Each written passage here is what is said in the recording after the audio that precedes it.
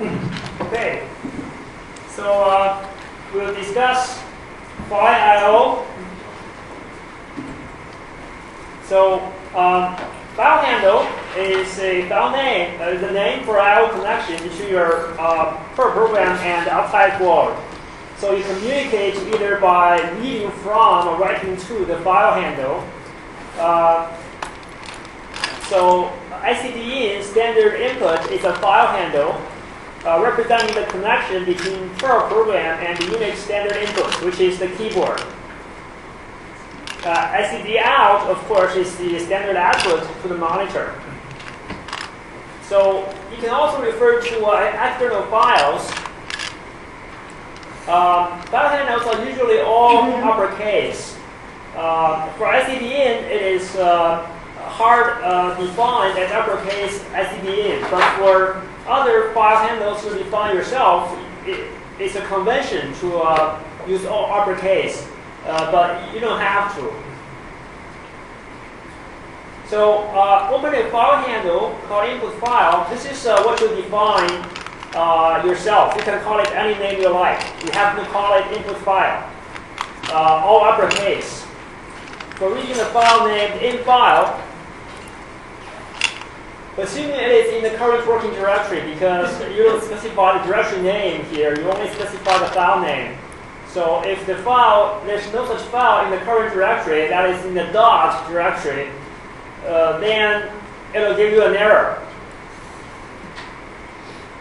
Of course, you can open files in other directories by specifying a relative or absolute path name. Say you say double dot slash input in file, it'll go up one level to look for the file.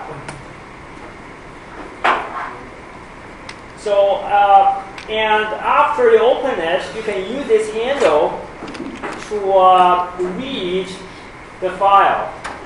So, and when you're done reading, you should close it. Just like in C programming, you can open the file, but after you open it, you're done with it, you should close it, because the file handles are a limited resource in the operating system. If you open too many file handles and don't close them, eventually you run out of file handles.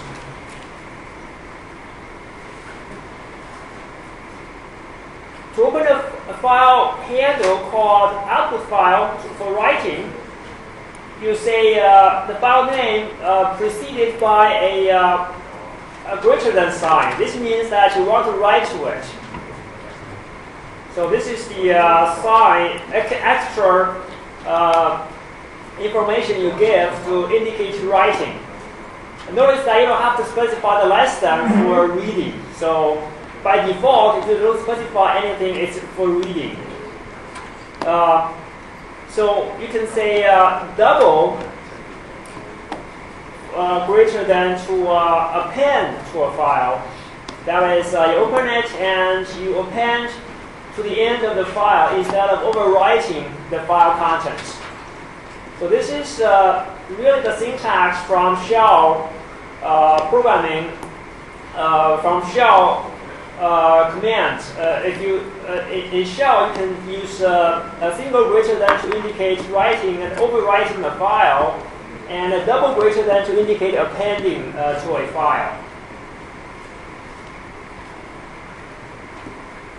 So once a file handle is open for reading, you can read a line from it, just as you can from ICDE. ICDE is nothing but a special file handle. So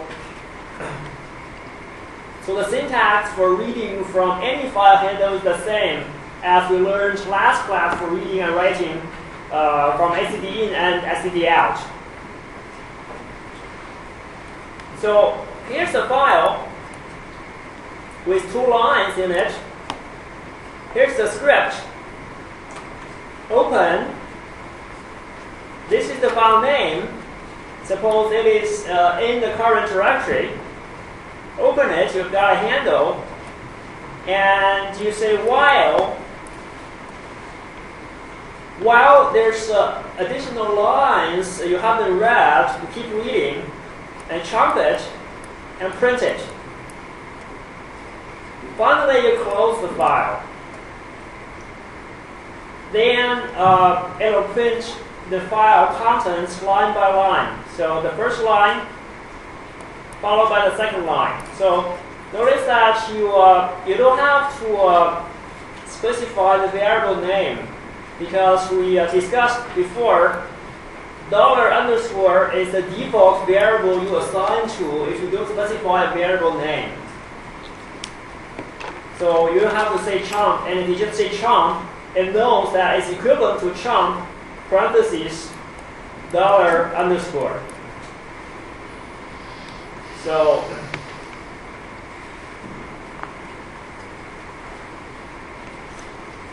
what happens if you just say print? You don't have the arguments followed with the print. Then it will print out Bill Gates 444 followed by Mr. Bill without any spaces for a new line. Because you have chunked the line before the print, so you lost the new line already. Now you print it on a single line. So here we chunk it, and then we explicitly add a new line in the print.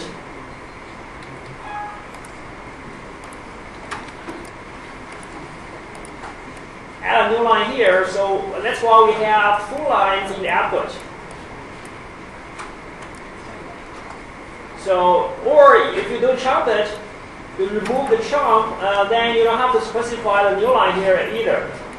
So this is just a kind of a roundabout where you chunk it and then you add a new line back.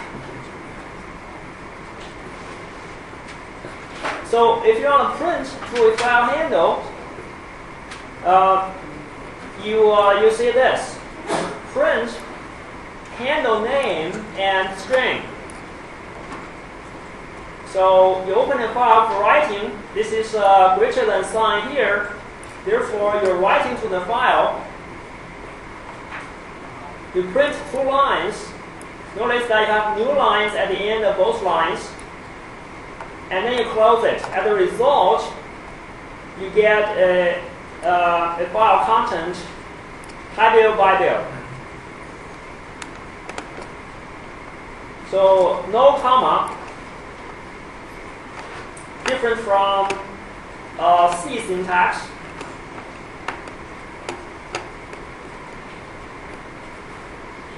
So here, you open a file for writing. You print and high bill, and then you print std out, high again bill. So print without any file handle names is equivalent to print to std out. So these 2 lines are equivalent in terms of printing destination. They both print to the monitor, to the shell. And then you print to the file, say by bill, close the file, and after you execute this script, you get these 2 lines in the std out, and this 1 line in the file.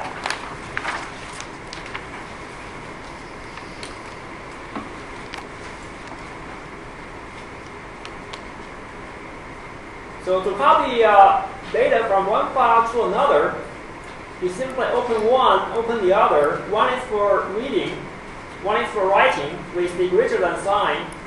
And then while there's additional lines in the input file, print to the output file $_, which is the implicit argument assigned, implicit variable assigned to if you don't specify a variable name. So this guy will simply copy contents of file 1 line by line to file 2. So while in is equivalent to while $_ equals in. So, of course, you can specify a different variable name if you explicitly write a variable name.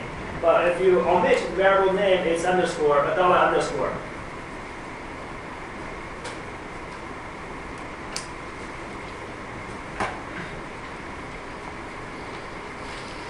So you can check the result of open and return an error if something went wrong. So open returns false if there's a problem. That is, if the file doesn't exist or you don't have permission to read or write the file, then it will return an error. That is a false. So unless open, this guy is a variable, scalar variable with the string content bill as this content. So unless it's equivalent to a if not. So if the open command returns a false, then sorry, do not open file.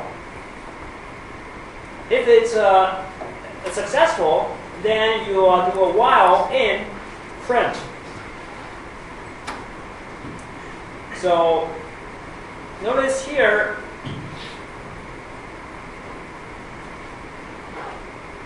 we could have omitted this dollar underscore here also.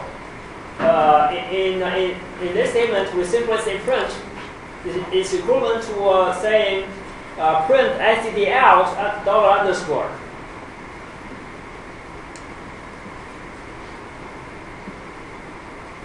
And finally, you close the input file handle because cat. You try cat, it says do not open bill. It means either the file doesn't exist or you don't have permission. Then it'll give you an error. Print sorry, do not open file.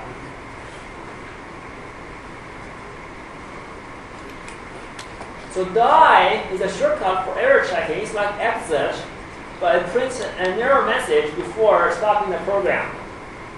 So if the open is unsuccessful, you die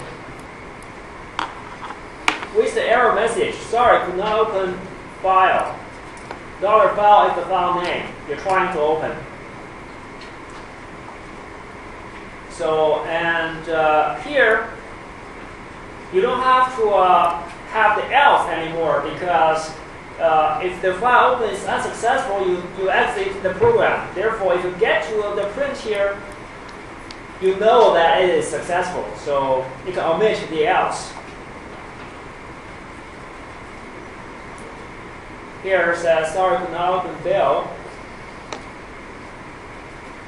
This is interesting. If you leave off the new line, die will also contain the line, attach the line number where it died. So here you don't have a new line in the end of the die error message. It'll say, add display 3, that is the file name, line 4, where it died. So that's an interesting feature.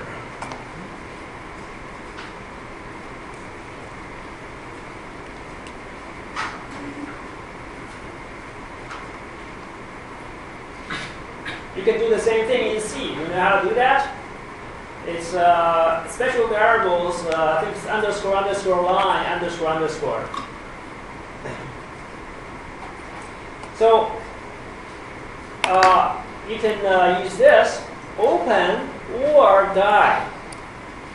So if open returns false, it'll execute the next statement, die, because of the or connector. If the first part of the or is false, then you must check the next part to make sure that to make sure its final result is true or false. But if the first result is true, that is open is successful, then you omit, you skip the next statement because you know the whole thing is true. So that's called short-circuiting in condition checking.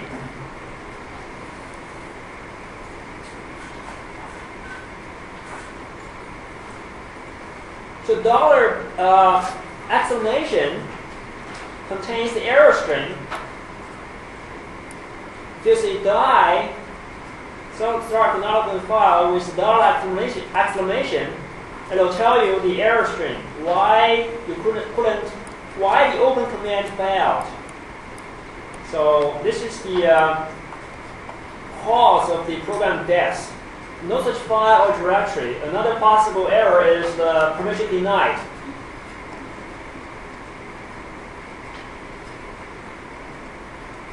So you can test the properties of files.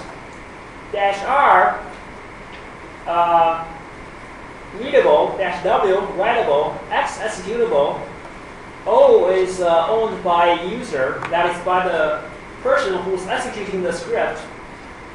Exists and has 0 size. The file can have 0 size, but a directory never has 0 size because at least it has the dot and double dot as part of the directory. Non-zero size file or directory or a link. So it's a symbolic link or not. Notice that hard links is equivalent to a file. That is, you cannot distinguish a file from a hard link. But symbolic links are different. So you can tell if a file is a symbolic link, that is a soft link, or a real file. So you say under -E, that is if the file exists, then you die and say file already exists. Otherwise, you open it and write to it. So it allows you to avoid overwriting the existing file with the same name.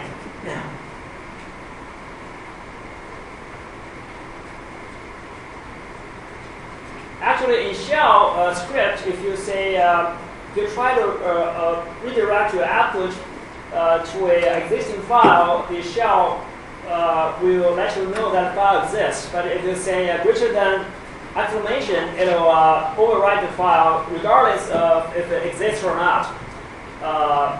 But in any case, in Perl, this guy, if you open it for writing, it'll always overwrite the file if you have permission. To be safe, you should check for the existence of the file explicitly, like this.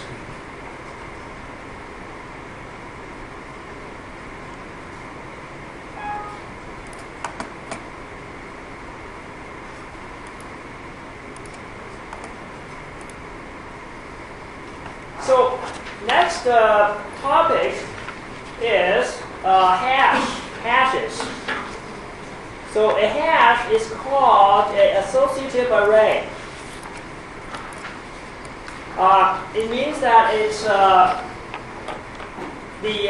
like an array where the index can be any scalar value, not just like regular array, small non-negative integers like we learned before. So 0, 1, 2, 3. But here, hash is really like a map. You are establishing a key value pair. So that's a key which must be unique and a value. So keys are used to look up the values. So here's the key is bill, value is cheap. Key is 16, value is this. Key is this string, 0 space C, value is 32 space F. So it's really a generalization of this array concept by allowing the index to be any string instead of just integers.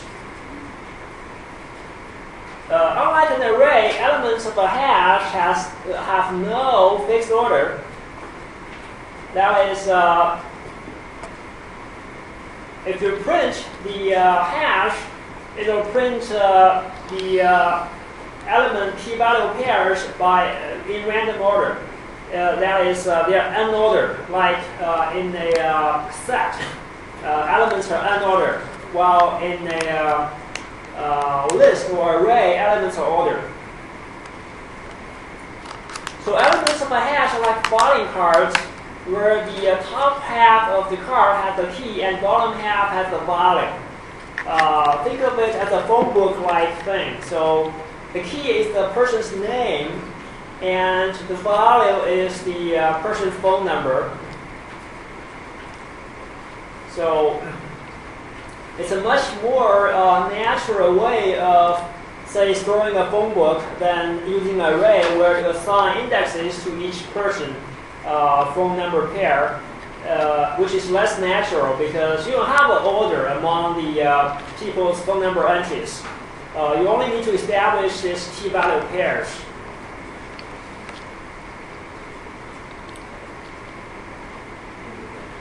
So hash variable names begin with the percent sign followed by the variable name. So dollar bill is this scalar variable, and at bill is the array or list variable. Percent bill is the hash variable.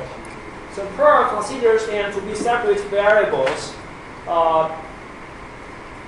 You can have in the same program all three, and they're distinct.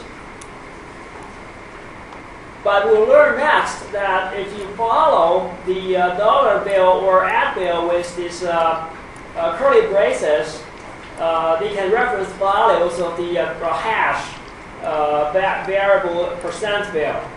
But if they're not followed by the curly braces, they are distinct variables from the percent bill.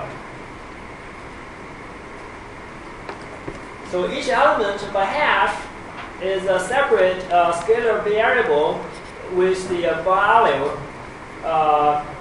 accessed by the key. So elements of the hash are referenced with dollar bill, square curly braces, dollar key, where dollar key is any scalar expression. Then it tries to find a key-value pair where the key matches the input dollar key. And if it finds it, then this whole expression refers to the value of that key-value pair. Notice that here we say dollar bill, square curly braces, to reference elements of the hash percent bill. It indicates that elements are scalar variables.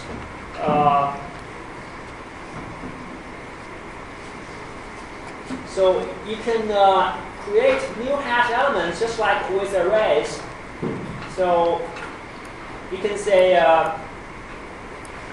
dollar bill, curly braces, gate equals achieve. This means that establish a key-value pair where the key is gates and value is chief. Bill,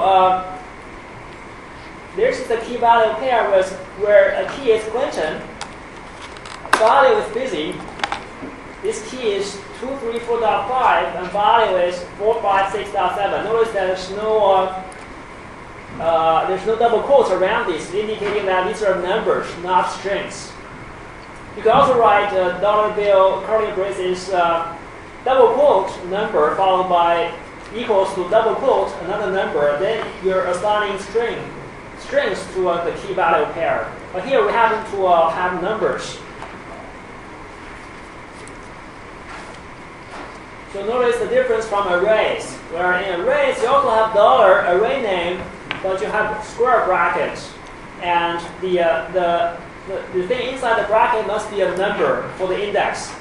While here, the key can be any string or a number with hash.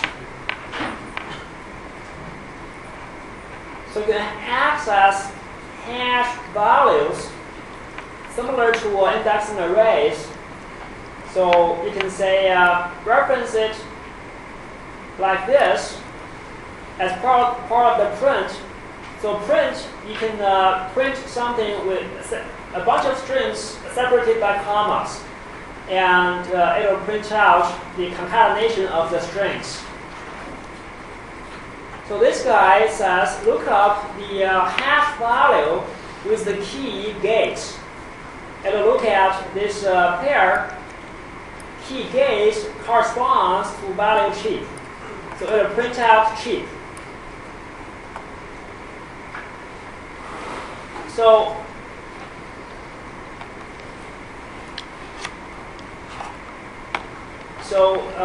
now you can assign Clinton, the string Clinton, to the scalar variable $n, and you can reference the hash value with the key Clinton.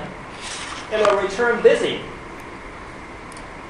Finally, you can reference the hash value with key 234.5. It will return 456.7.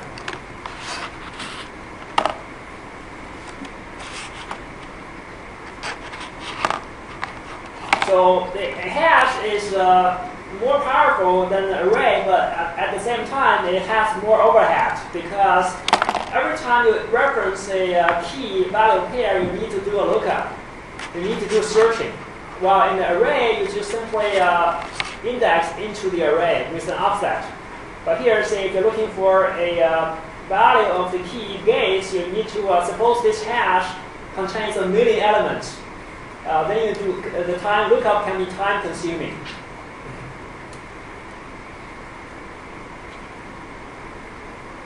So you can change hash values.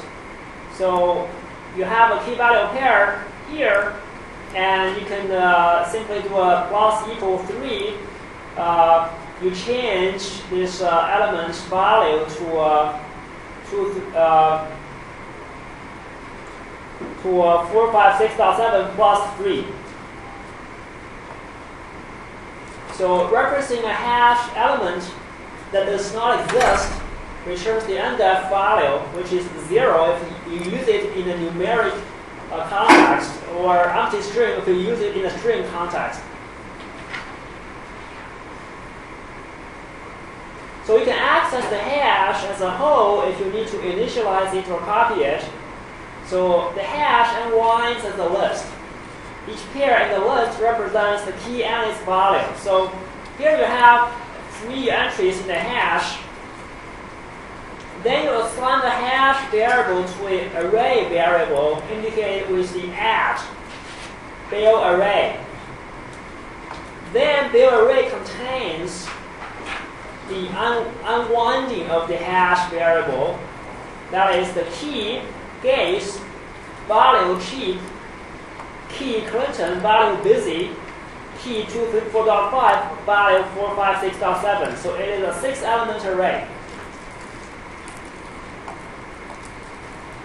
And then you can assign the array variable to a hash, another hash variable, %a. Then %a will be a 3-element hash variable with the same content as $, or %bill, with the key gaze, value cheap, and so on. Or you can directly assign a hash variable to another hash variable. It will copy the hash variable element by element to the new hash variable. So these two statements essentially assign the hash variable to an array and then assign the array to the a new hash variable. We can skip the intermediate array variable and just directly assign the hash variable to a new hash variable. And you can initialize a hash variable by using this. Notice QW is this array initialization syntax we saw before. It essentially constructs an array with the following entries. So if you assign this thing to a hash variable, then it'll group each element 2 by 2 and assign this guy to a key, and cheap as the value for the key gaze. Next pair as Clinton as the key and busy as the value. And finally 234.5 as the key and 456.7 as the value.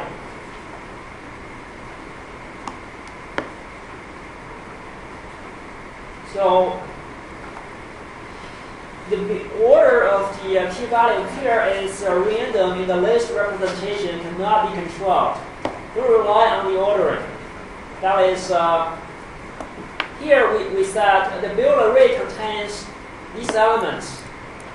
Gates keep Clinton busy, but it may very well be Clinton busy and 2, 3, 4.5 to have 6.7 followed by gate cheap. That is, you only know pair by pair what the elements are, but the ordering among the pairs are not controllable. This is because in a hash, the elements are not ordered. If you print it, it may print out in any order.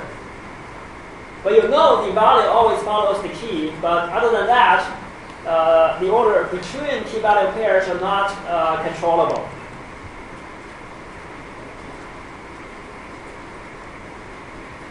So you can construct a hash with keys and values swapped using the reverse function. So a back is this new hash variable with the key value pairs swapped. The original keys in %A become values, and original values in %A become keys in a back. So notice that there's a requirement in a hash variable. The keys must be unique, but values don't have to be.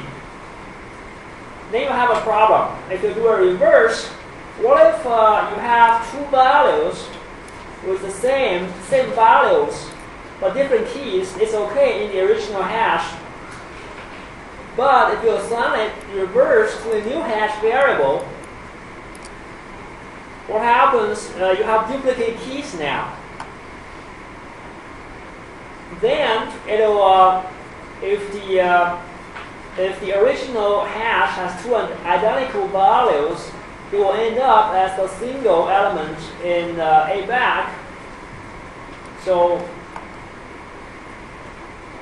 it'll have a single element Bill Gates. So which element you end up with, is it Bill Gates or Bill Clinton, is not defined.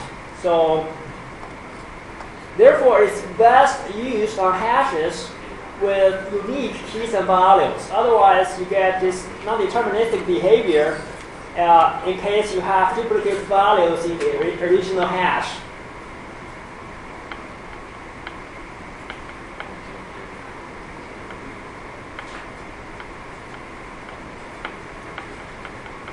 So keys is this built-in function to reference the list of keys in the hash. So if you do keys %Bill, it'll return all the keys and place them in the new array variable list. So the list will contain these three entries: Gates, Clinton, and 234.5. So in some random order. That is, it can be in any order because the hash is unordered.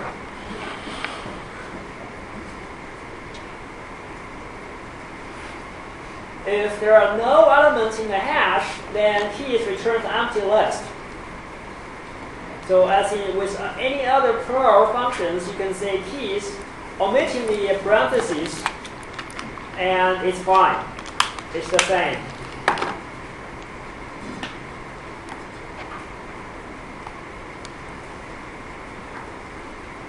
It's often used in the for each loop to print or access the elements one by one.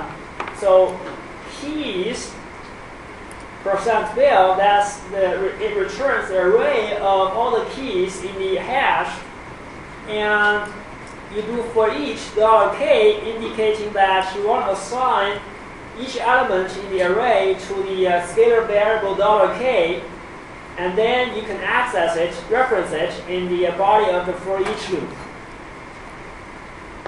So it essentially prints out at each element of the key of the hash, you print the value of the hash. Notice the order of the printout. So you assign the 3 elements of the hash, Gate, Clinton, and 234.5, and prints out 234.5 first, followed by Gate and Clinton. It shows you that the order is random. So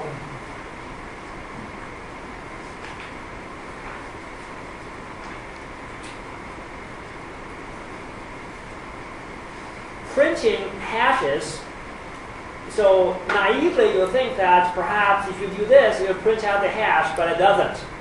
It just prints out %bill literally.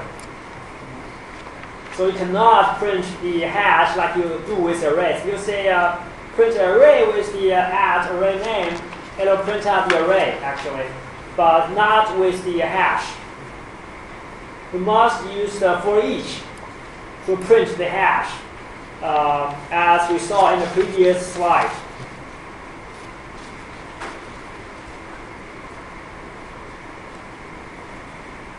So keys returns the number of elements in the hash they use in the scalar context. What this means is that you're assigning it to a scalar variable, $n. Then $n gets the number of elements in the hash, just like with arrays. You assign an array to a scalar variable gets the number of elements in the array. So here is a little bit different. You must take the keys and then assign it to the $n. You cannot simply assign a hash to a scalar. So if the n is equals 0, it says bill is empty. So because the %bill appears at the first time here, we didn't put any key value pairs in it yet. It is empty. Therefore, $n gets 0. So exit just like the C++ exit function, and the program immediately, or you can use die with an error message.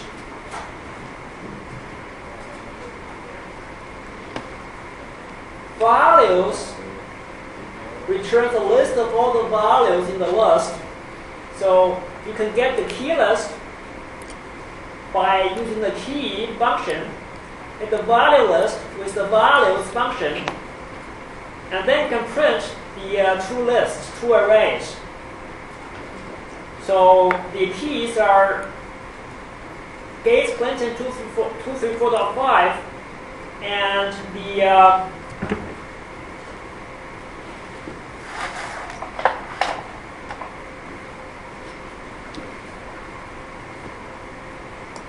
values are Chief Busy and 456.7. Notice that the orders are random. You get 234.5 first, and then Gates, and then Clinton. But the key value pair orders are the same. That is, even though the orders are random here in both of the lists, their correspondence is true. That is, if you have 234.5 first in the key list, you must have 456.7 first in the value list. So each one is a pair in the same order.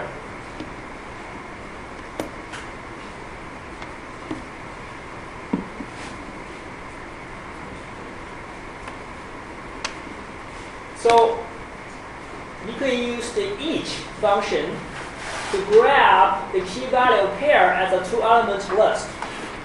So you say each %bill assigned to a list or array. When I say array and list, they are pretty much interchangeable. This is an array with 2 elements, $k and $v, as 2 scalar variables. So each time each is called, it returns the next key value pair until all the elements have been accessed. So there's no more pairs, each returns an empty list, which causes the while to exit. While parentheses with empty list corresponds to false. just like 0 corresponds to false. Therefore, empty list will cause the while to exit. So this guy will say, grab each key value pair and assign it to the two-element array key $k, $v, and iterate until you run out of elements in the hash. So you print out the 3 at key, we have value.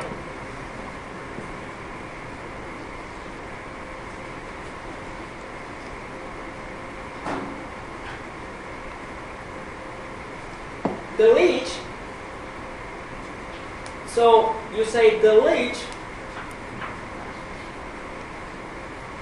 this guy. This means that you want to delete the key value pair with the key gates. So after you do the delete, you print out the content of the hash. Then the gate chip pair is gone. Now you only have the 234.5 and front-end busy pair.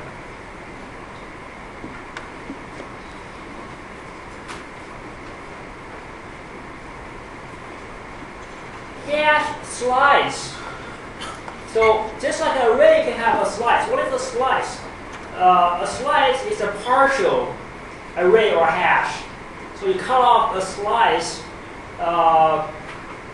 from a whole, right? A slash is a part of a whole. So here you have a 3-element hash. So you can initialize the hash this way with 3 lines, or you can use 1 line, say QW, 3-element array, assign it to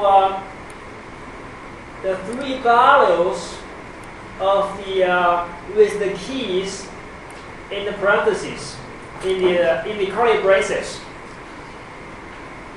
This is saying that assign the value chip to the hash entry with the key gates.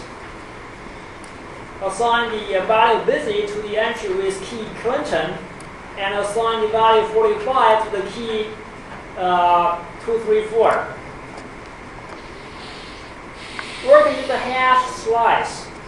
That is this guy at B, gates Clinton 234, is a hash slice with the keys gate Clinton and 234. This has the same exact effect as the this previous statement. So notice that it's ASCII, not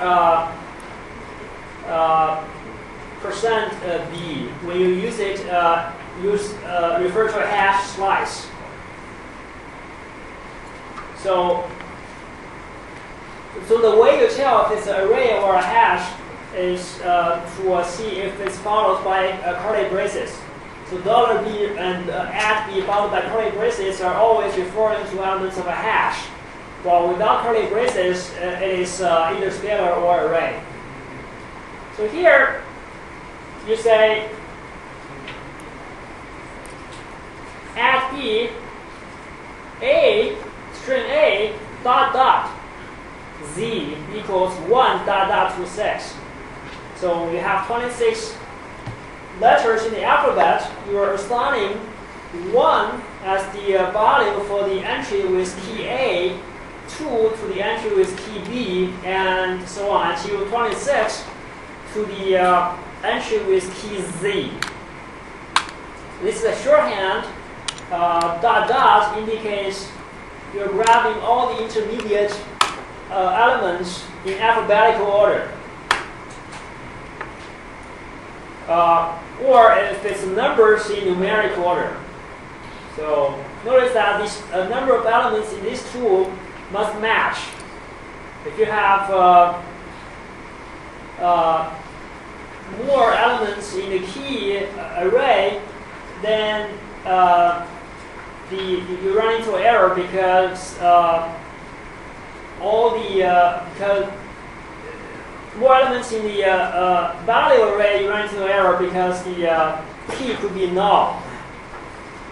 So you can use variable interpolation. So here is the hash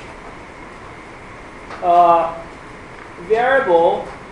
This hash variable is %b. But you happen to be initializing it with the hash slice with the add b curly braces syntax. But it is a hash variable. And you have an array variable at k without the curly braces with these two elements. And then you're referencing the values of the hash with the keys specified in the add k array. So referencing the elements with the keys Gates and Clinton, you get cheap and busy because you initialized the value of Gates to cheap, the value of Clinton to busy.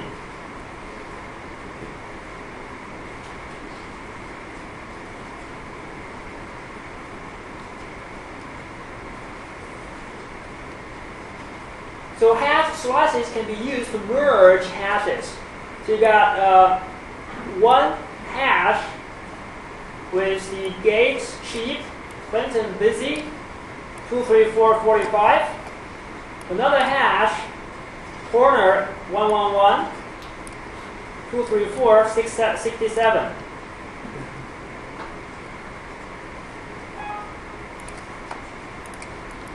Now, you are assigning the values of the small hash to the keys, to the big hash with the keys of the small. So this is, notice that keys %small returns the array of the small hash, values returns the values of the small hash. Now you're using the keys of the small hash as the keys to the big hash by doing this. So what is this doing is that it is essentially replacing all the values in the big hash which are have the same keys as the entries in the small hash, and if the keys in the small hash doesn't exist in the big hash, then it adds the new elements. So the result is that corner 111, this pair, key value pair, is the key corner is not in the big hash. Therefore, this statement essentially adds a new key value pair to the big hash called with the key corner and value 111. This guy 2, 3, 4, and 67 in the small hash. In the big hash, you already have the elements with the key 2, 3, 4 with the value 45. But this statement here says add big, the hash slice of the big hash with the key 2, 3, 4, you assign the value to be the value of the small hash, which is 67. Therefore, you overwrite the original hash value of 45. 45 is gone. It's overwritten by 67. The original elements, key value pairs, Gates, cheap, and Clinton busy are still there. So they're not affected by this statement. Therefore, you have this full element hash at the end.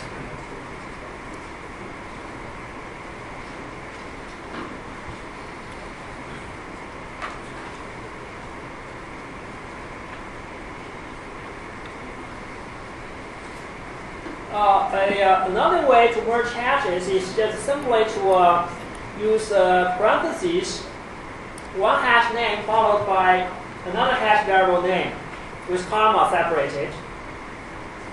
So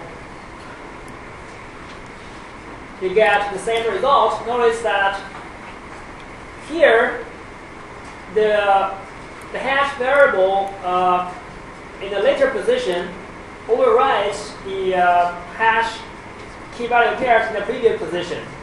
So small is in the later position in the pair big small. So 2, 3, 4, 67 overrides the 2, 3, 4, 45. If you put big equals small comma big, then the 45 will override 67.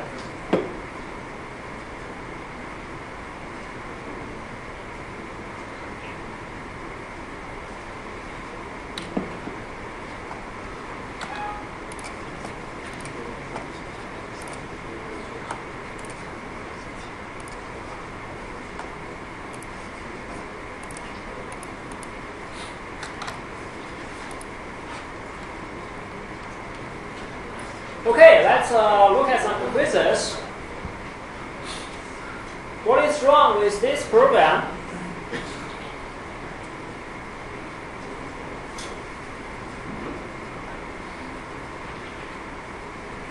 You construct a hash with 3 entries and you print it with the key gates.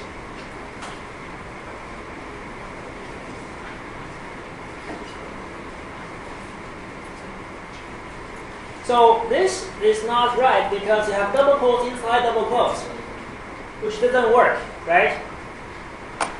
You must have this guy, that is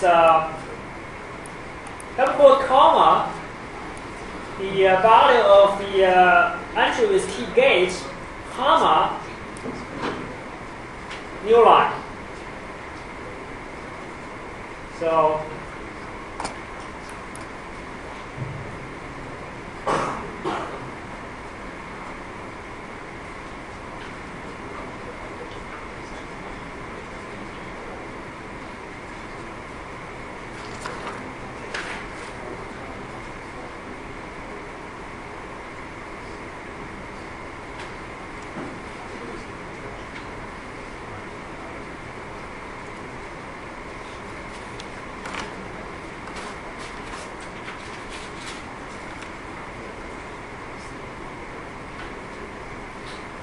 any volunteers for this one?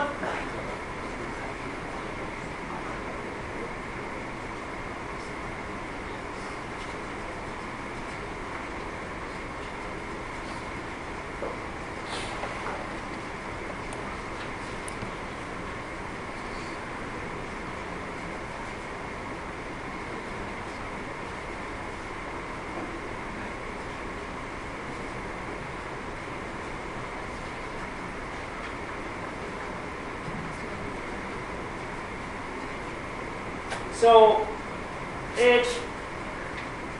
you are printing out a dollar bill, which is a scalar, right?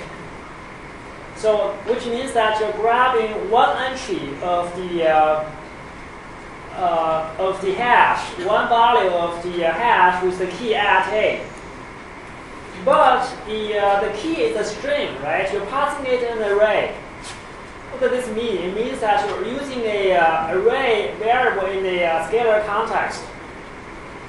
Therefore, at A is actually a 3, because A is a 3-element array.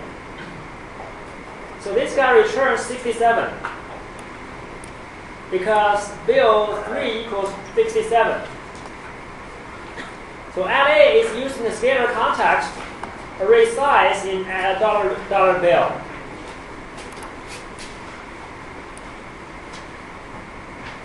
So using an array in a scalar context means that you're using an array where a scalar is expected.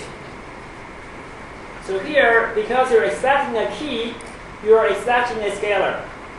Therefore, you grab the size of the array.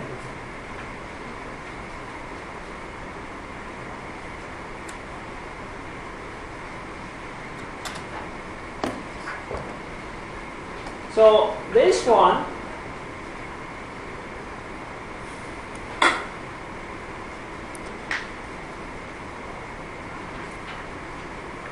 you have an add bill now, which is different from the dollar bill we saw earlier.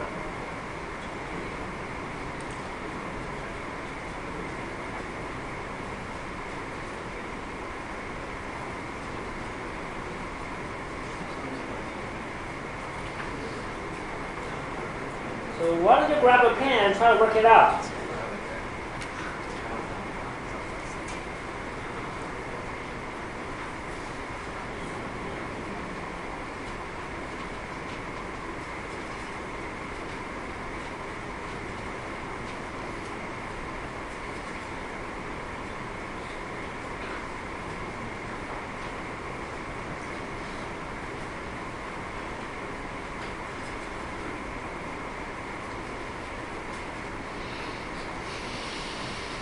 So I'll give you a minute to look at it.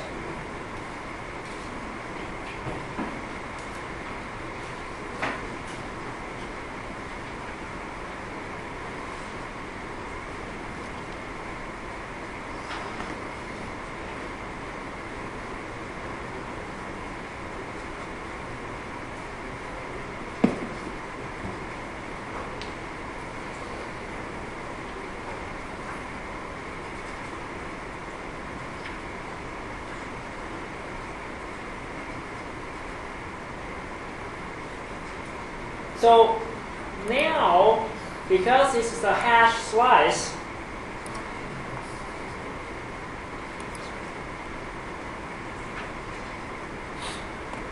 so in a hash slice, you expect a array as its argument, say big followed by curly braces array. You assign some values to the hash slice keys.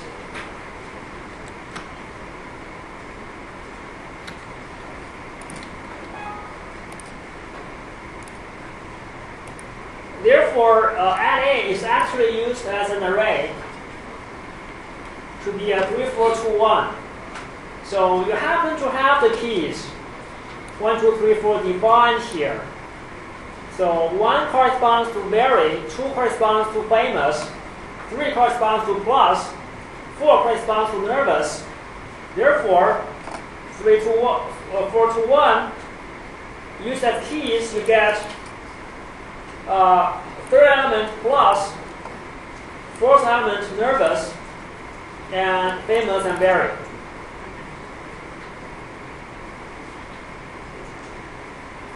So notice that this key is defined by you, so you can define it as 1.4 or 0.3 or anything you like. Well, if you use it as an array, you must start from 0.3. But here we can define it as either, you can even define it to be 5.8. You can refer to them as elements 5, 6, 7, 8. You can define a key to be anything.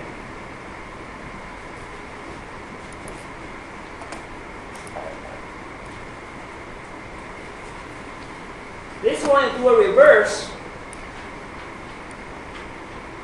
and then you reference the elements of the hash with this array as the argument.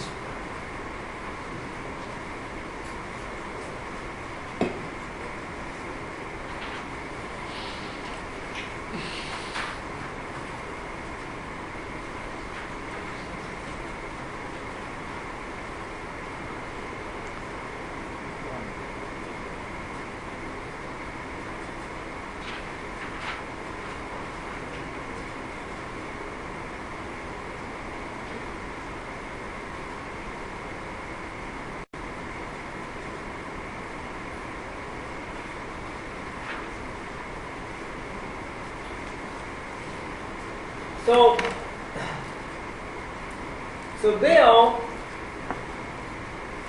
you have originally you have key, gate, and Richard famous as the value, 1 as the key, and very as the value, and so on. If you do a reverse, all the key value pairs are reversed. So now you are trying to reference the hash with these keys. So the very now is the original value before the reverse, right? So the very is the key. What is the value? It is 1, right? Famous is the key. What is the value? It is 2. 2 is the key. What is the value? It is Mr. Bill.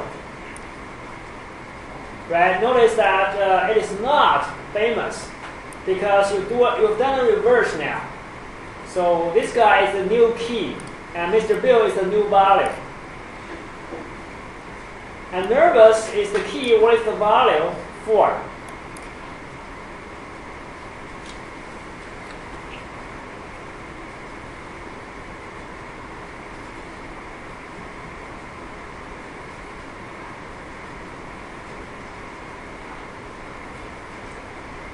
All right?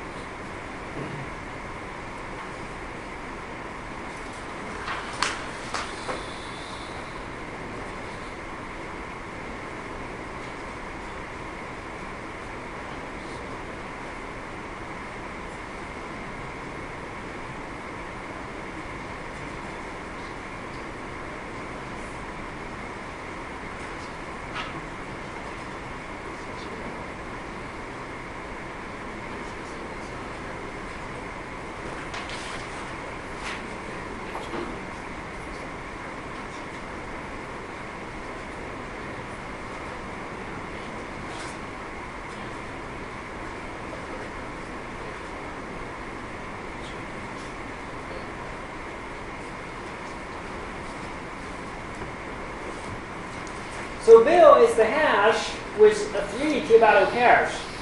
It has 3 keys: Gates, Clinton, and Mr. You assign the keys to an array variable at A. Now at A contains the 3 strings: Gates, Clinton, and Mr. The order is uncontrollable. It is random because the hash is unordered. But then you want to impose an order, so you do a sort. So now at A is an ordered list with the entries: 0th element Clinton, 1st element Gate, and second element Mr. So you print out the hash with that array of keys. You get which value corresponds to Clinton. It is vary. Clinton vary. And Gate, which is famous. Mr. nervous.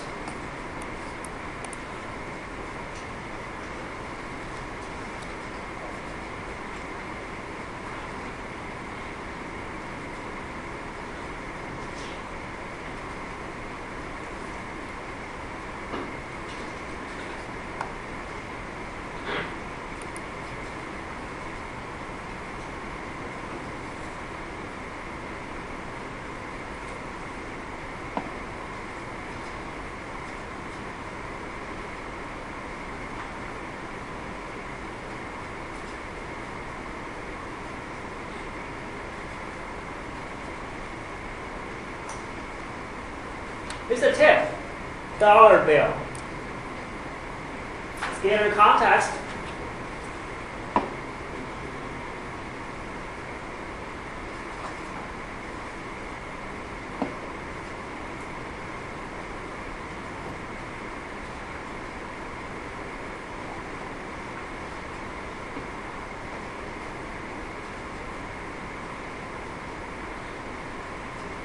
So, how many key-value pairs does the hash bill have?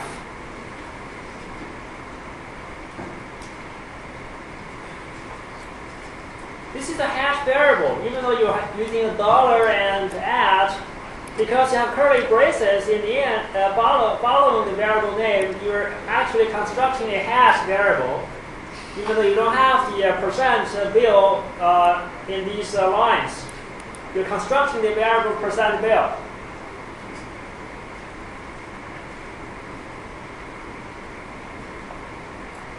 So you have, this is 4 keys with the 4 values. And this is 1, this is 2. So altogether you have 7 key value pairs. So keys returns the array of 7 elements. However, you're using it in a scalar context because dollar bill curly braces expect a string as the key, which is scalar, expects a scalar. You're passing it an array. What happens? You get the size of the array. Therefore, you get 7 as the key, which corresponds to nervous.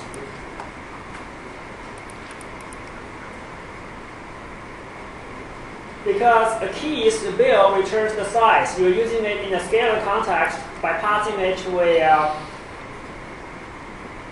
dollar bill. If you pass it to an at bill, it will return the array of values, which is hash slice if you pass it to an at bill.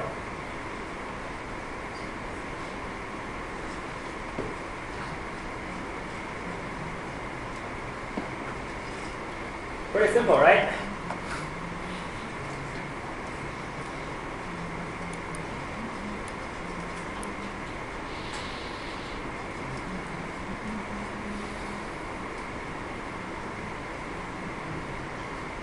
So this is very straightforward. You construct a hash with 3 key-value pairs: Gates, Rich, Clinton, excitable, Mr. Ugly.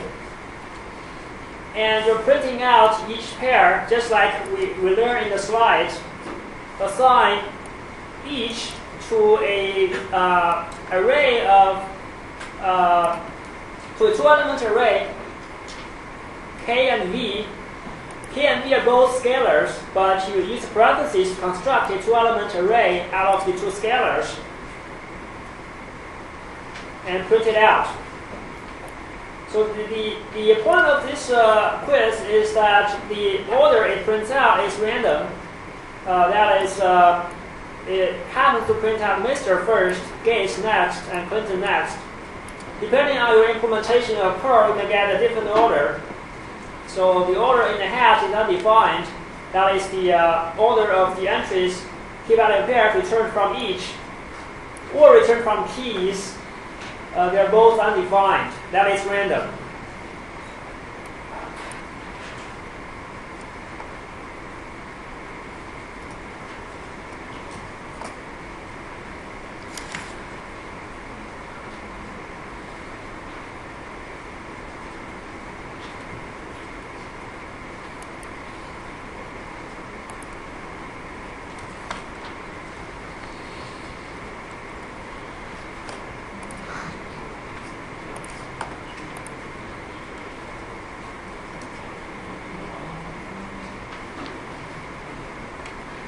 So I/O quizzes. Look at this program. Well-defined, you grab the lines from ACD and chomp it and print it. So what's wrong with this program?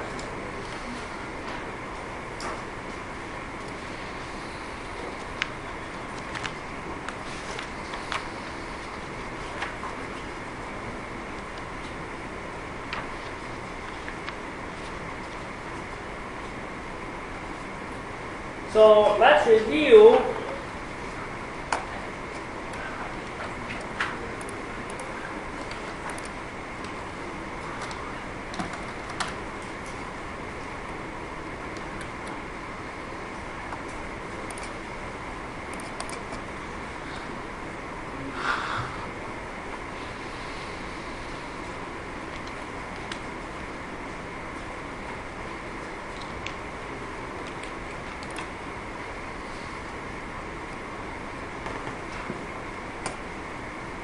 So, this is from last class. Well-defined dollar line equals SED in. So, notice the difference. If you do add lines, it reads all the lines until the end of the file or end of the input. If it's SED in, you do a Control D to indicate end of the input. If it's a dollar line, it means that read until the new line. That is reading it one line at a time. So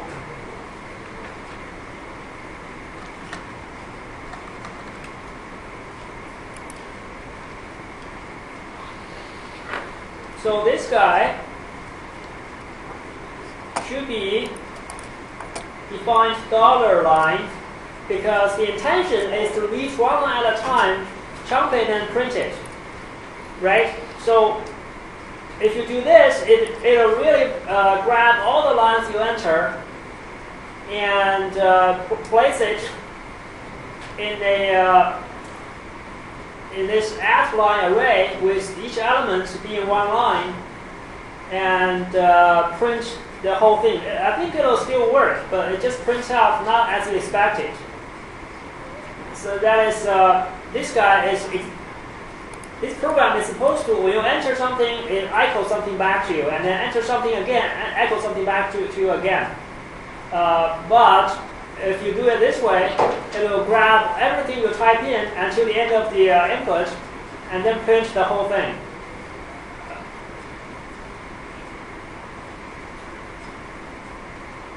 No, actually not. If you say print at line, it will print the whole thing. But if you say print dollar line, well, you have for at line here, it's really an error.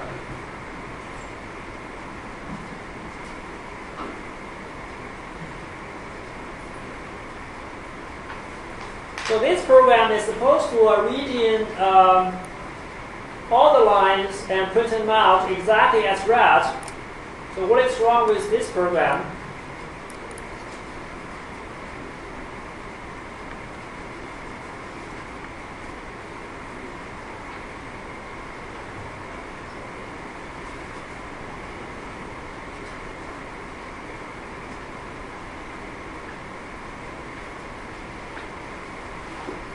So immediately you see this, you're missing a less than greater than, right? Should be this guy. And you're printing out everything in a big line. Let's look at how it runs.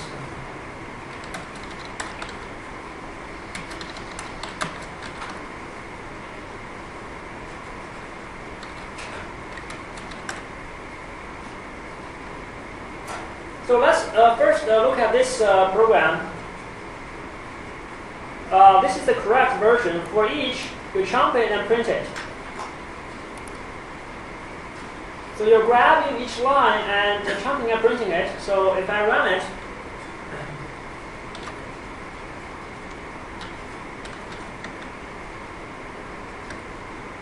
so I type in first line ABC.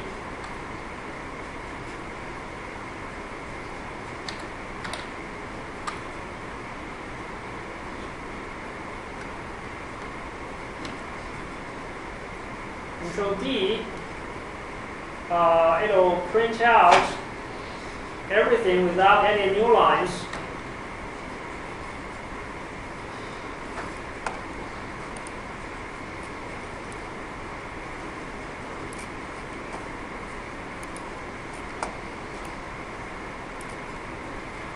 So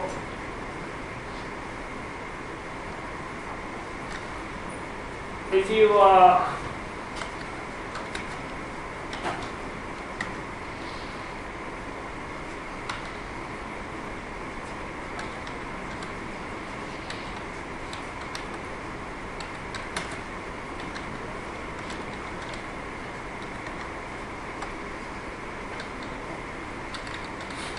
replace the for each with the while,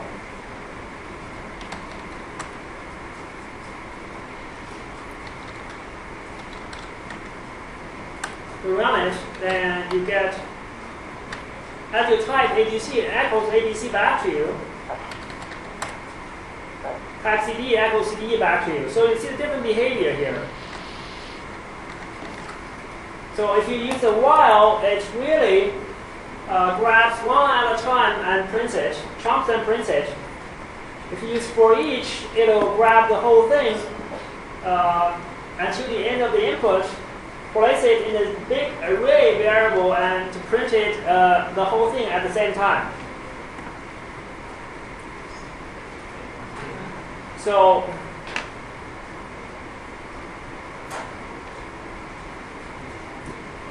it should be for each instead of while to print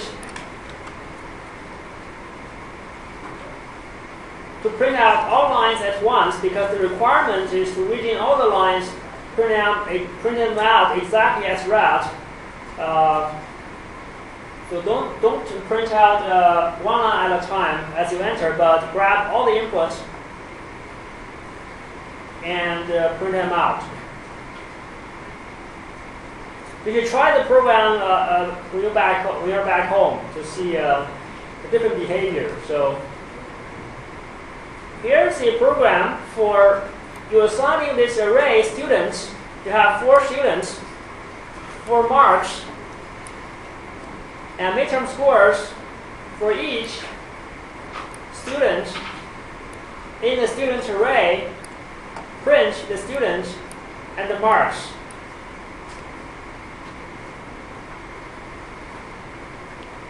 This is pretty straightforward, actually.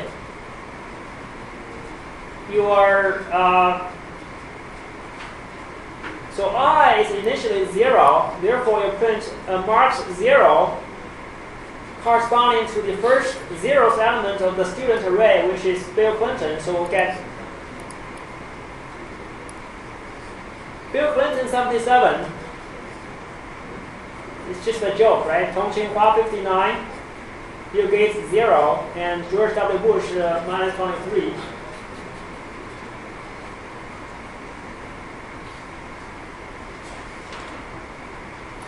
So the point of this program is to really, this is constructing a hash by hand, right?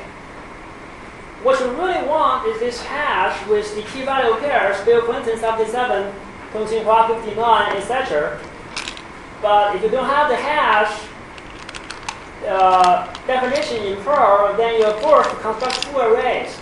And we are using these 2 arrays, you must make sure that all the elements are in the right order. Right? You are grabbing each entry, each element of the student's array, and each entry in the marks array. Make sure that each one corresponds to the right entry. So it's very tedious and error-prone, right? But if you have the hash variable, you can establish the hash once and for all. Then you'll never worry about the ordering. You just use the key value pairs very naturally.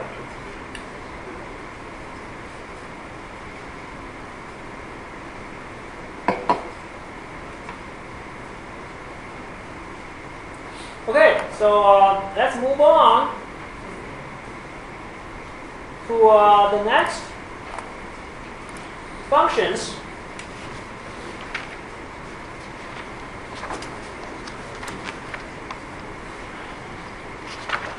So user-defined function or subroutine is defined with the keyword sub and some name body as a bunch of statements. Say sub hello, print hello world. And you can call this subroutine with the hello.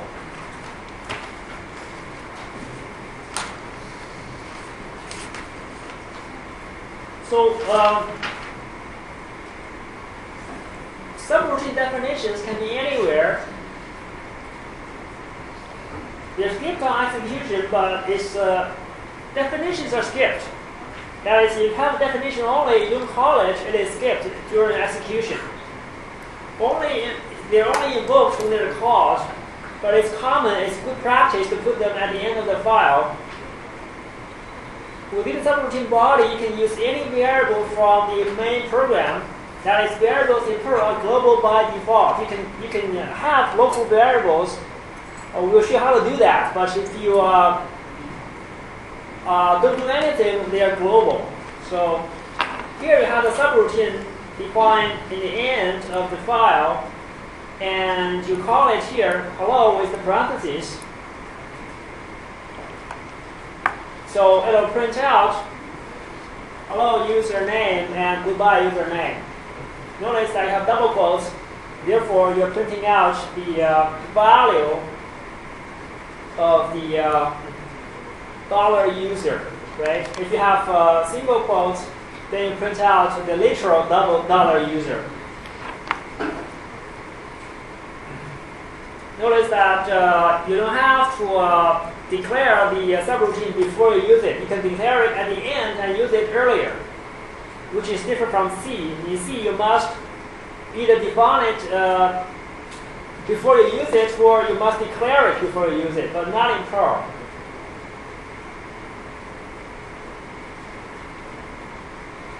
So calling a function, you can, here's a function that computes a sum as equal to A and B. All these three variables are global variables. So you initialize the three variables here. After you call sum, you change the value of the global variable sum to 3. This shows you that the sum here is a global variable. If you modify it in the subroutine, you modify the global variable. It's only a single copy of sum in the entire program. While in C, the local variables are different from global variables. You modify the local variable, the global variables is not affected, but not in Perl by default.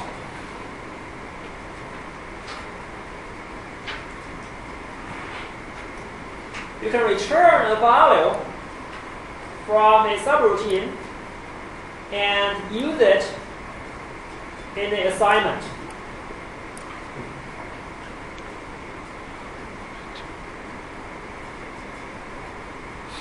So this subroutine returns 3, and C is assigned 3 plus 1.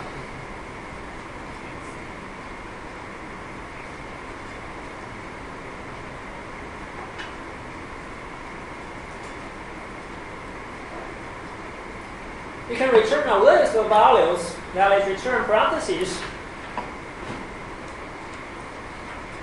and assign it to an array variable. So now C contains the list of 1, 2. You can print it.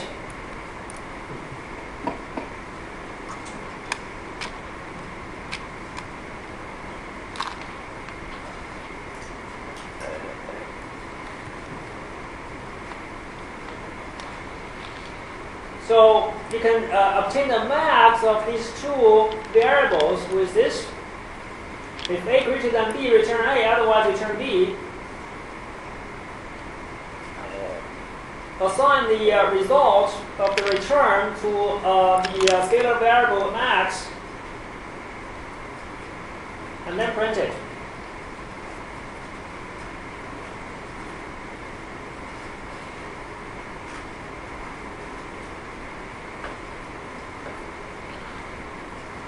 You can pass arguments. So here you're calling the subroutine with these two arguments, $A and $B, which is 1 and 2.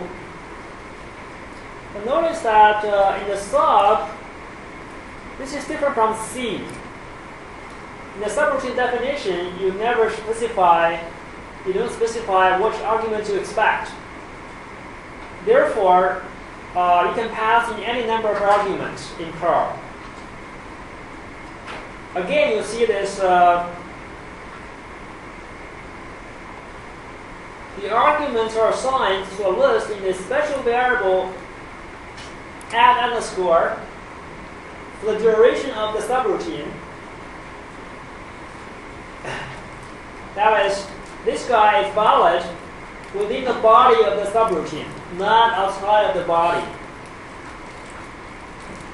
To reference elements of this argument list, you use $_. So this is saying that if the zeros argument is greater than the ones argument, we return the zeros argument, otherwise return the ones argument. So this is more flexible than the previous one because you don't specify the global variable name inside of the subroutine. You can call it with any pair of variables.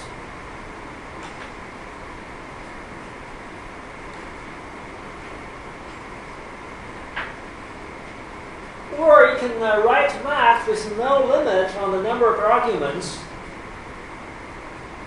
by doing this.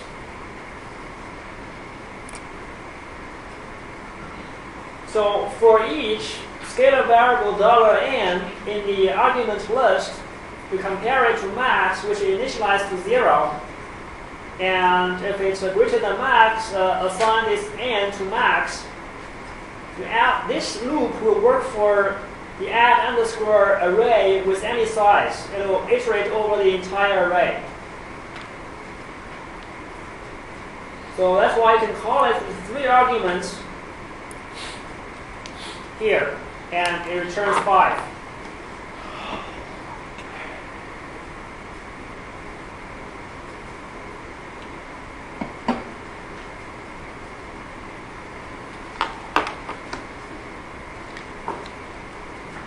So add underscore is the list of arguments, parameters. Add underscore is local to the subroutine.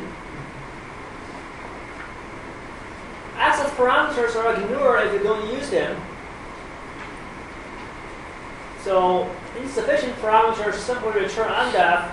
If you look beyond the end of the add underscore array, undef, which is 0 if you use it in a numeric context.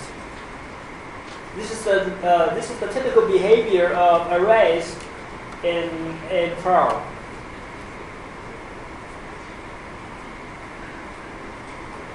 So what if you want to have local copies of variables? You don't want to muck around with global variables inside subroutines. You can declare local variables, either scalar or array or hash, with the my keyword. So if you do this, it means that $max and $n are local variables that are valid and in the subroutine body and distinct from any global variables with the same name. So you have a math global variable which is equal to 0. Now this max, because it has a my in front of it, it is a local variable. Inside of it, you are iterating over the argument list and grabbing the max and returning it. And finally assigning it to max 1. If you print max 1, it is 5, which is max of A, B, and 5. Max of 1 to 5 is 5. But if you print out max, it is 0, because the global variable max is distinct from the local variable max inside the max subroutine due to the my keyword.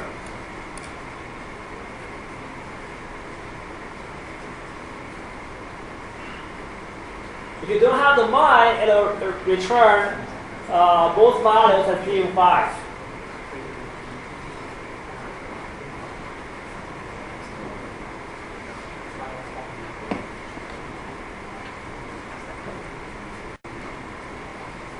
You can initialize local variables with the my, this guy, equals 0, 0 array.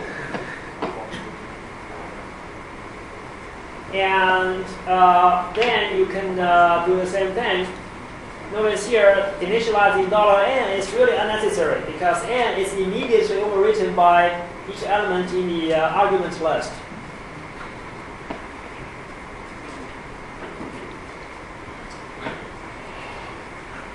Of course, you can declare the variables with my first, and then assign them one by one. But this syntax allows you to initialize everything in the same line, so it's a smaller program.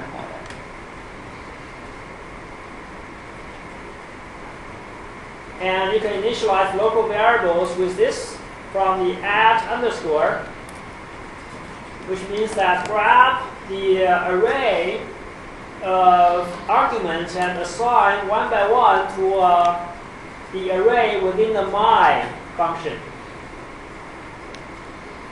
So here n1 gets 1, n2 gets 2, and both are local variables. Therefore, you avoid changing the global variable if you do this. You make a copy of it. So notice this is a default behavior in C. If you pass arguments by value.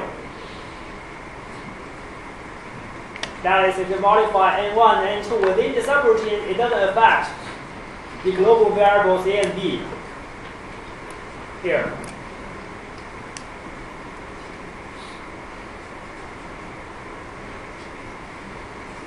So local variables are a good idea. It enforces program modularity, and it should be done. So you shouldn't really muck with global variables in the subroutines. Therefore, you can place this use strict before at the start of your program, so that it forces you to all variables within subroutine to be declared. That is, you must declare all the local variables with my before you can use them. You cannot simply use global variables in the subroutine. So this is really to enforce good software engineering practice.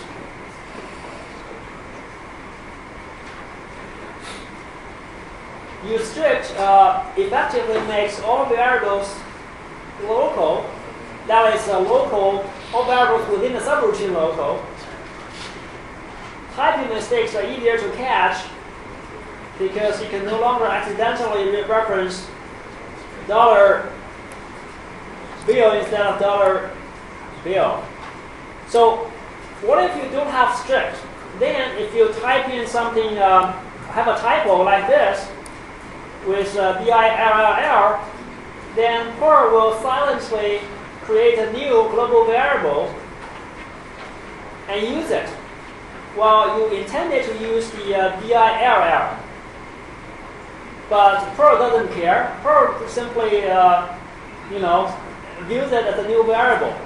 But if you have use strict, it forces you to declare a variable in a subroutine before you can use it.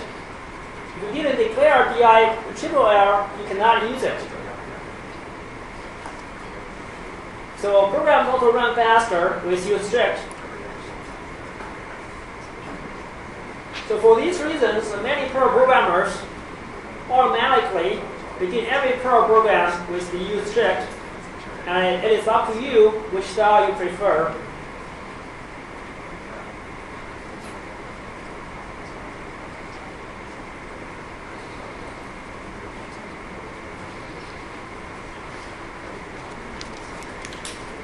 So we have some time left, so we have a few more quizzes on the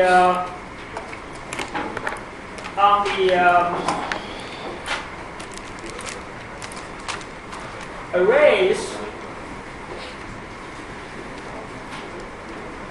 So we'll finish it quickly. So what is the value of LA after this program?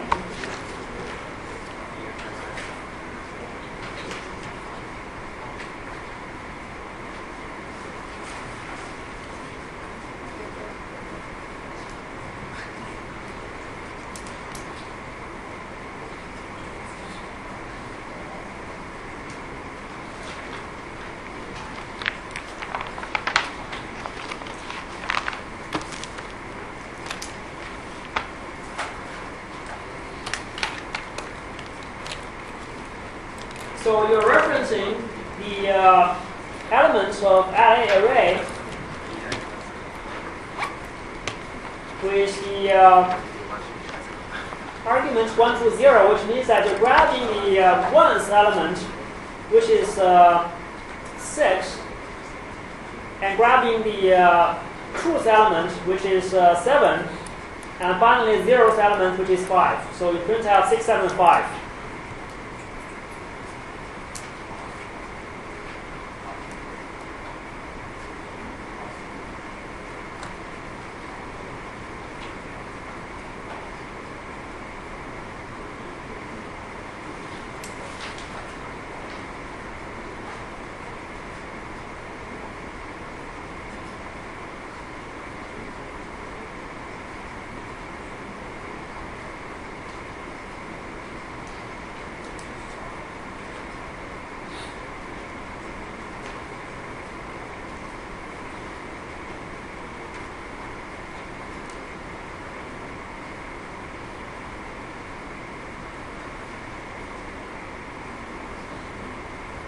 So this one up to here is pretty much the same as the previous one.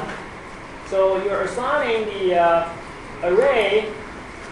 The new array is 675. Now this is strange. Adding a array to a scalar.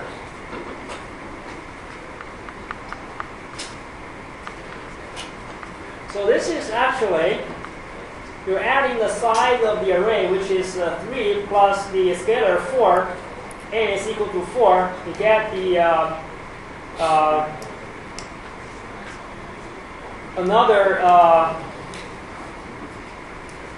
a new variable 7.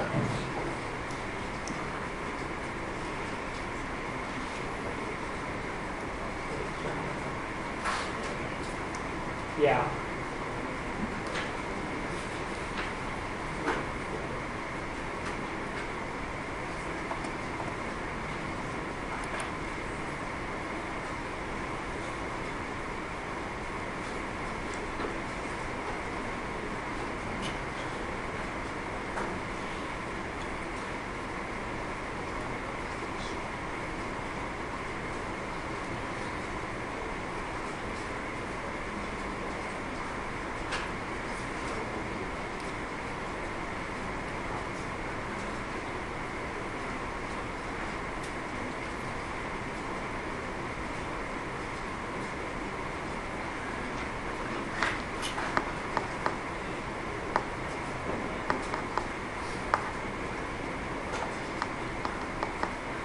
So B is an array with elements 5 to 1, and after the push, A array becomes 2, 4, right? Push, add it to the right. Add the new element to the right. And do another push, the A array becomes 2, 4, 5 to 1. You're adding the entire B array to the A array on the right.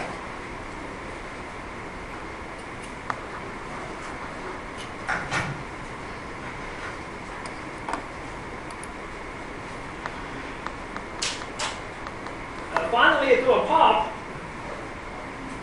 So pop removes the element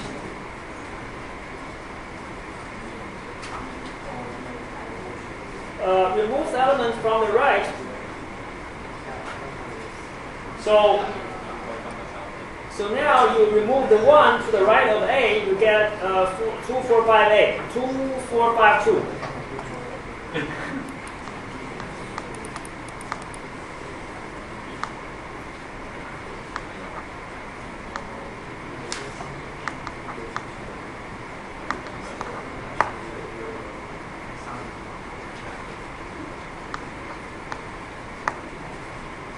So this just gets tedious.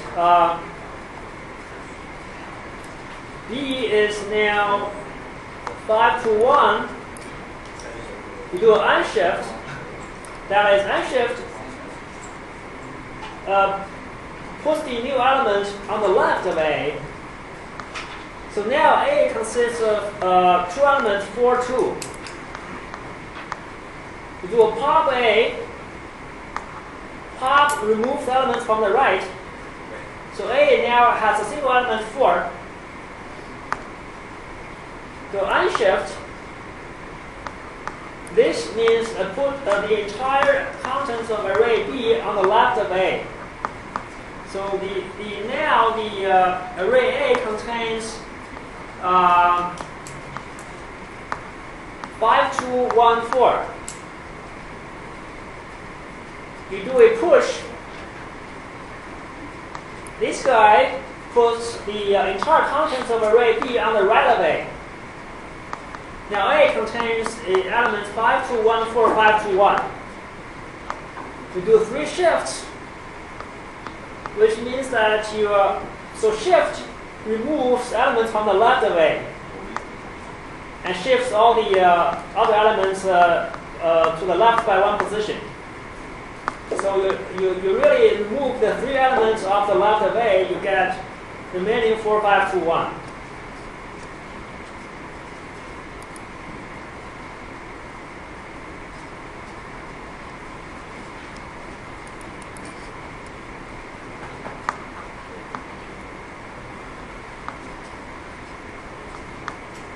I think we did this before. So n is 0 initially, unless n, which is equivalent to if not n, which is true because n is 0, not n is true. So now n is 1. If 1, which is true, now n is minus 1. Finally, minus 1 plus 1 is 0.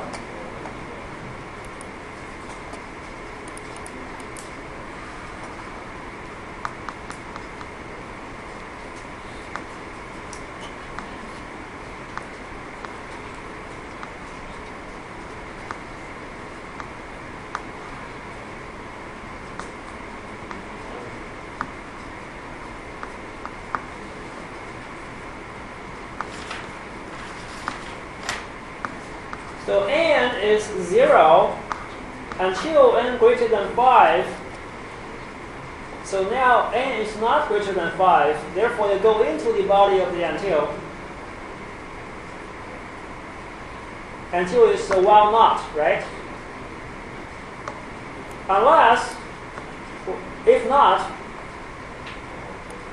n, this is the modulo operation.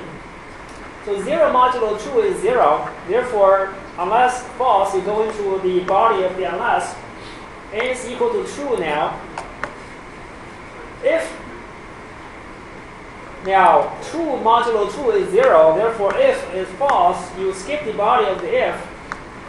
Come to here, n is equal to 3 now. Come back to the top until it's still false. So we go into the body of the until again. 3 modulo 2 is 1. So unless true, you skip the body of the unless. Come to here. If 1, you go into if.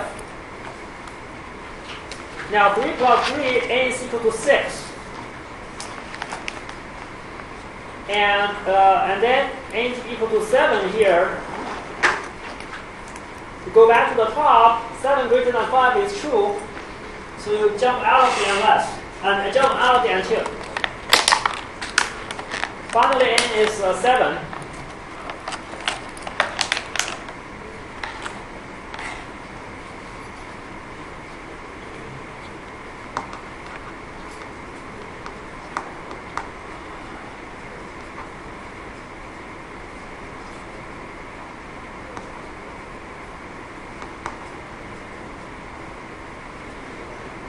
So, for each element of the A array, so this is, if you don't have the if, let's remove the if statement first. This is saying, okay, for each element, decrement it until it equals to 4. So you're supposed to get 4, 4, 4 back, right? If you don't have the if. However, you do have the if, which means that if the n is equal to 5, you go to next. Where does this next jump to?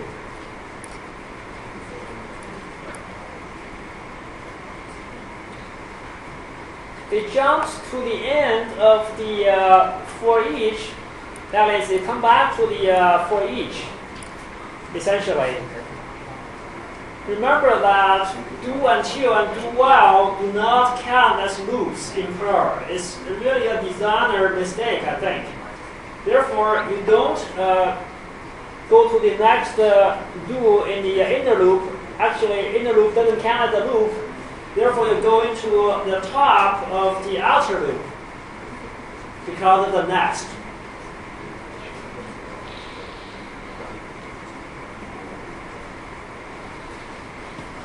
So the first element, 5, you decrement it, you get 4. 4 is not equal to 5, so you skip the if. Because until n equal to 4 is true, you exit the until. So you go back to the top and grab the next element of the array, which is 6. Now 6, you decrement it, you get 5. Then you go into the if, you go to next, which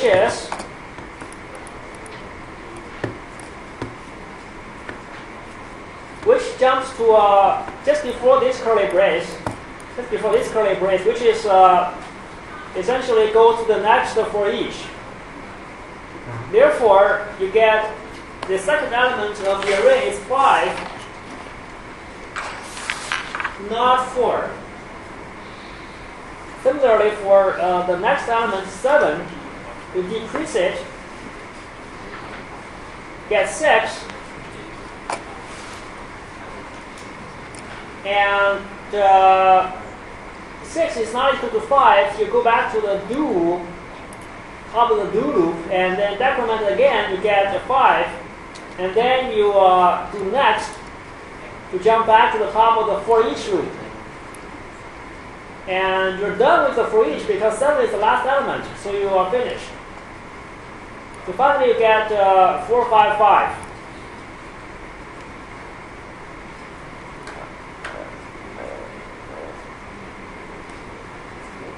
So the key of this exercise is just to let you know, do each and do until do not count as loops, and last and next do not work for them.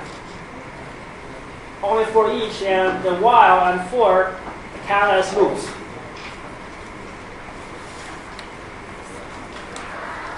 Okay, so and also the midterm is rescheduled to April 28th in the evening. Okay, see you next time.